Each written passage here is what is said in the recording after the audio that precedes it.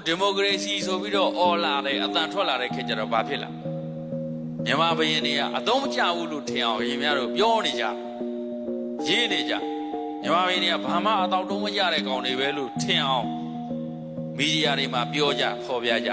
အခုခေတ်လူတွေဘာအသုံးကြလဲဟိုတော့ကဘရင်ခေတ်ကြည့်လိုက်ဒီပညာရေးကိုဘလောက်အရေးပါအောင်လို့လုပ်တယ်မြို့ကျုံနန်းတော်ဖျားကျောင်းပိဋကတ်တိုင်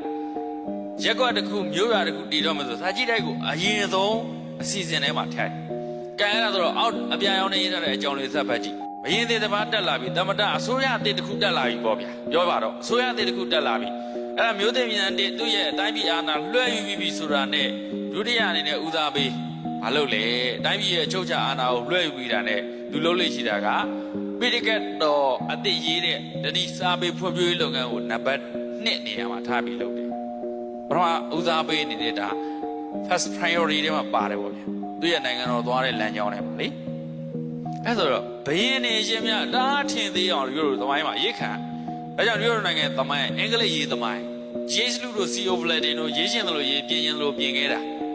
သမိုင်းဆိုတာနိုင်သူရေးစရမ်းပဲကိုလိုနီကျွန်ပြုတ်ခံရတဲ့နောက်မှာသူတို့ရေးတယ်လို့တို့သင်ရကျောင်းမှာသင်ခဲ့တဲ့သမိုင်းတွေဟာ85ရာခိုင်နှုန်းကအမှားတွေဘယ်သူမှမပြောရဘူးဒီတိုင်းသွားခဲ့ရတာလေ